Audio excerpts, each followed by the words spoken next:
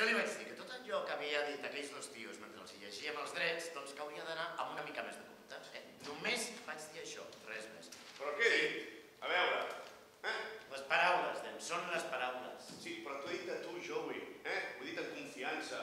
Tu ets el meu col·lega, el meu còmplice. Què faràs, xivar-te? El secret està en no pensar aquestes paraules, Pensar? Ara et vols fotre dintre el meu puto cervell i irlandès dels collons? Tu em vas demanar que t'ajudés, no? Doncs t'ajudo. Com puc no pensar el que penso, Joey?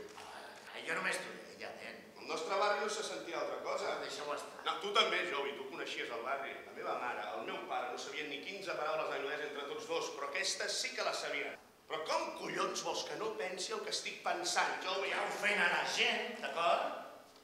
I a mi no m'ofèn que em diguis que penso coses xungues. Com si hi hagués alguna cosa podrida dintre meu. Podria? Què ha dit podrit, Què ha dit podrit? Qui? D'acord, ningú. Però potser també jo soc tan sensible com el sudaca i el negre de merda d'aquí darrere. Potser jo també me les agafaré així, les coses. Si ells són tan sensibles, què passa, que jo no puc? Si volen que sigui tolerant, doncs que comencin per tolerar la meva intolerància. No es tracta d'ells o nosaltres, no són ells contra nosaltres. És això que vull dir. No tens ni puta idea del que vols dir. Tots som iguals, d'acord? Tu ets el supercervell aquí, jo sóc la morsa. Personalment, jo no processo gaire bé les merdes transcendentals com aquella. Sí, li vaig fotre un cop de puny i vaig dir, ja et pots fotre tota aquesta merda, tu l'amunt, Joey. I què em diu l'apòstol políticament correcte? També hauries de deixar de pagar la gent, Què passa, Joey? Ara tu també t'has tornat sensible. T'estimo, Joey. Què vols que et faci? Abraçades i petonets en públic? Para.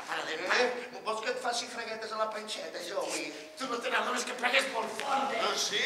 Què? Això és fort! Oh, i és tan delicat, això, Joey? Pots parar una vegada, cagondena? Cagondena, perdoni, senyor policia, cagondena és correcte? Sisplau, davant meu tingues la decència de renegar com un home, no reneguis.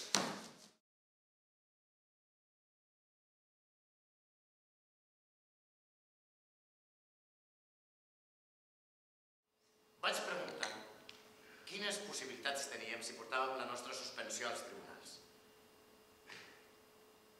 I clar, el cabronàs que en Joey em porta a veure diu que els demandarem pel sou retingut, que els demandarem per danys i perjudicis, que tingui paciència, que guanyarem el cas, que guanyava el temps.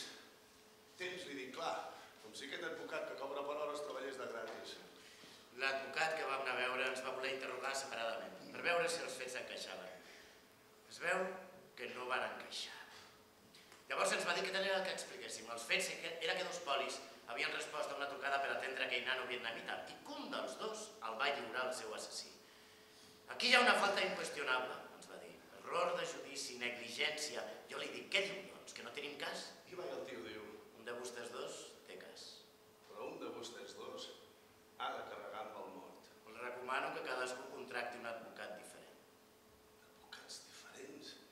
Diu el fill de la gran puta dels collons. En Joe i jo, que som com germans, ens vol fotre l'un contra l'altre només perquè un dels dos recuperi la feina. Com que el món és una puta merda, a un dels dos se l'ha de crucificar. Quina lògica té això? Com que el món està ple de bojos, que es follen criatures, se'ls hi mengen el fetge, enterren les víctimes agrapats al soterrani de casa seva, els hi calen foc, disparen a nens de 2 anys per la finestra del menjador, a un dels dos se l'ha de crucificar. En nom de què? Per què? Què és això? Un puto ritual pagà als Estats Units d'Amèrica? Deixi'm estar, home.